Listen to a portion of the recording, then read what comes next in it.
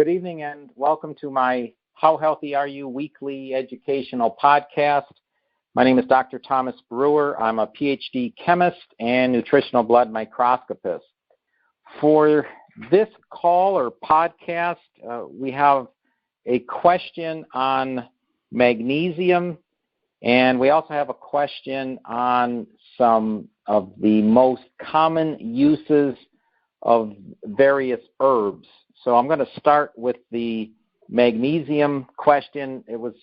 The question was about what foods are high in magnesium, and I also have a little trick on how to take the optimum amount of magnesium that your body needs.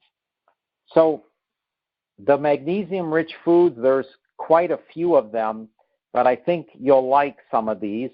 I'll start off with something I bet most of you like, and that is dark chocolate.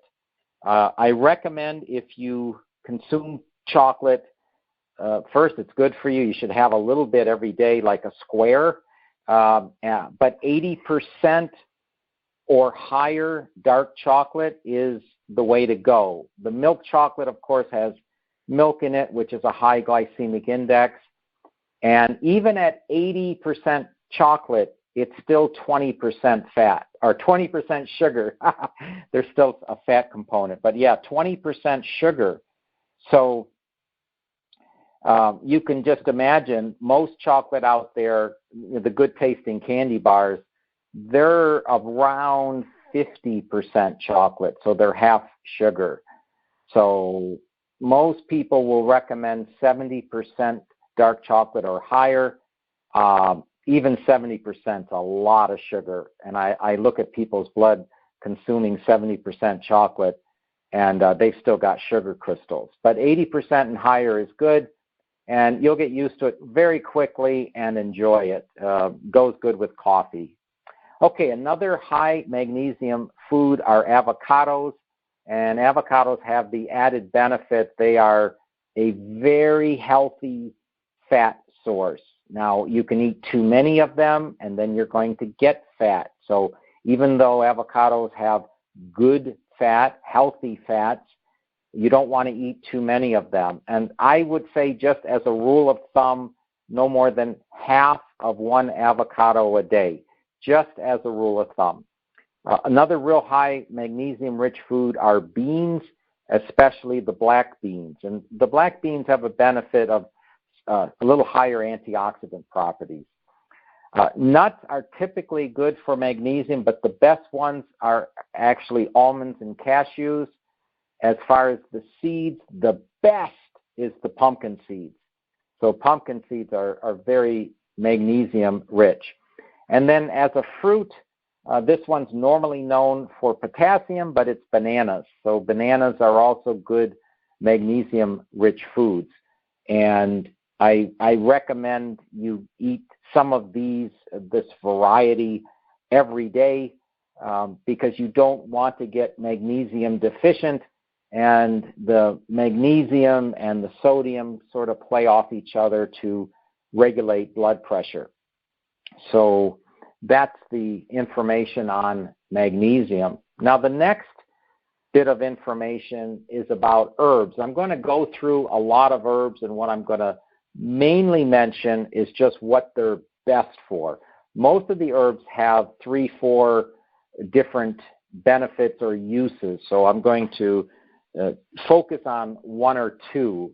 The first one is aloe vera, and it's absolutely the best for burns. So you would just use the leaf and scrape that jelly and put it on burns and cuts. It's cold sores, anything like that, and any skin irritation. It's the best.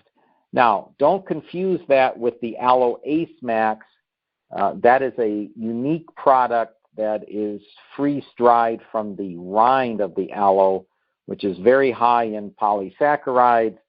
The Aloe Ace Max is a little different because it's mainly used for arthritis, diabetes, and of course the third benefit is, like the gel, wound healing. So the Aloe Ace Max has a few other benefits above and beyond wound healing, and the Aloe Ace Max will work from the inside out. So it's very good for diverticulitis and Crohn's or irritable bowel disease. Any of those, absolutely great.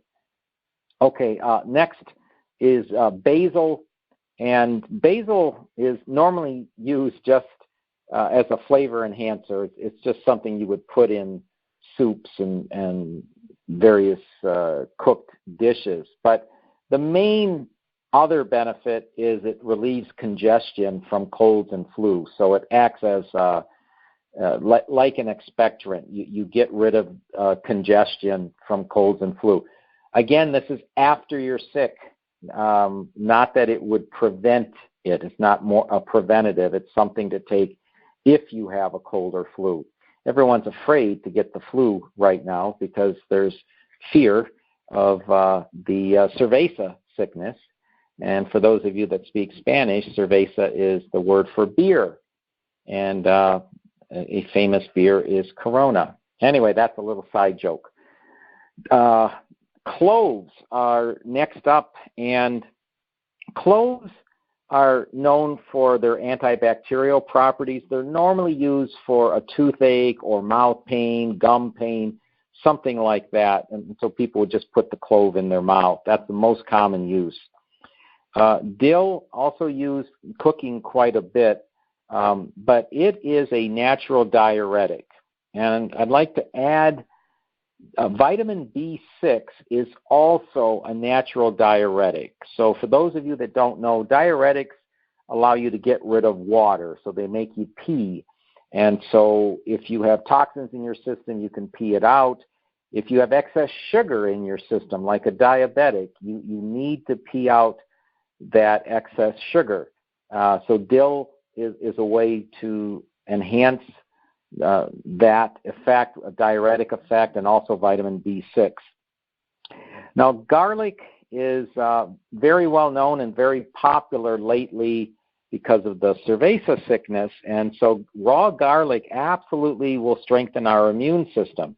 It's not going to be as good as taking the Steromax, but I would recommend doing both, and raw garlic is really the best way to consume it. It's not going to do much for your breath, but it's absolutely great for increasing and strengthening the immune system.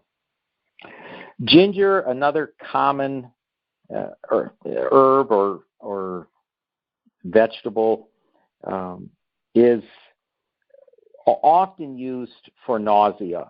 So that's its most common use. And you go to a Japanese restaurant, they're going to provide ginger and wasabi. Well, the wasabi is to kill parasites from the raw fish, and the ginger is to soothe your stomach and deal with any inflammation or nausea you would feel because you ate too much. You ate too much sushi. Lavender is most used as a relaxant, and most people know this, the various lavender teas.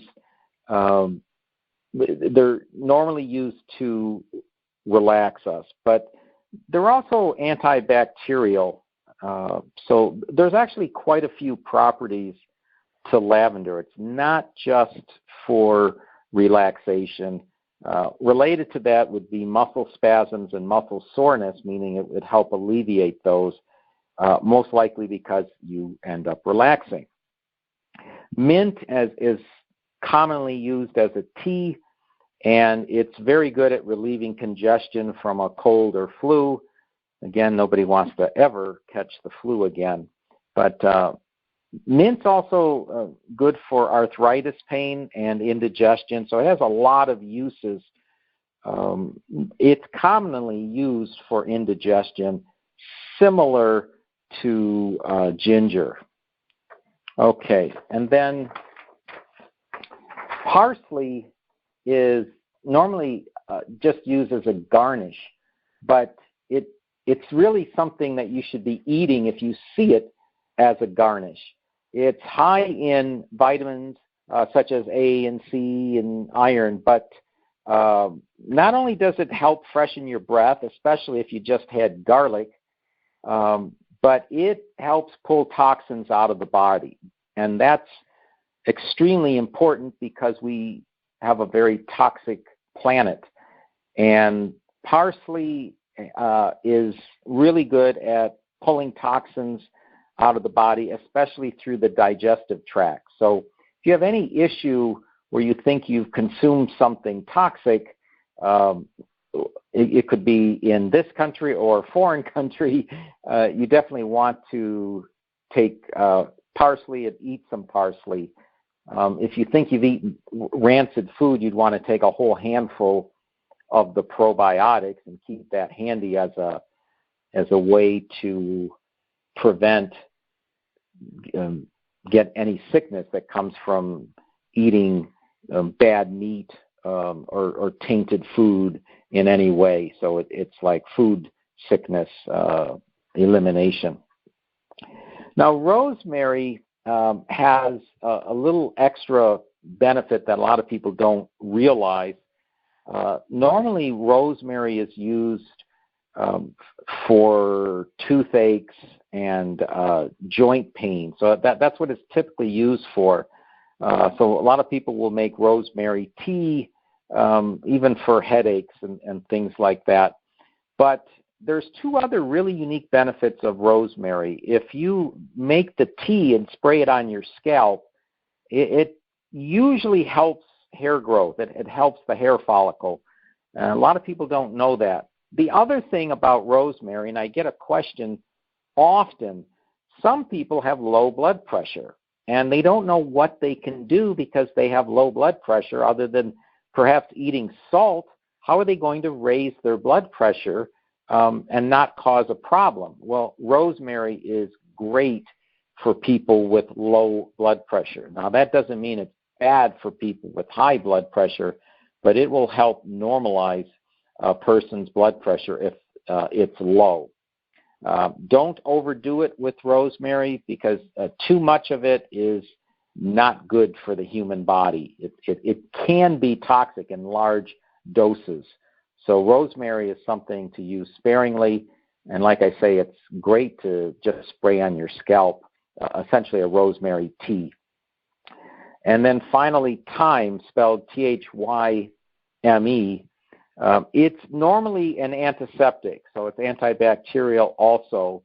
So the tea is usually used for sore throats, and it will help you cough up mucus. So it acts as an expectorant. So that's how it gets rid of congestion from, again, colds and flu. So that's what I have for this week's podcast. Please call or text or email in your questions for next week's call. And thanks for listening.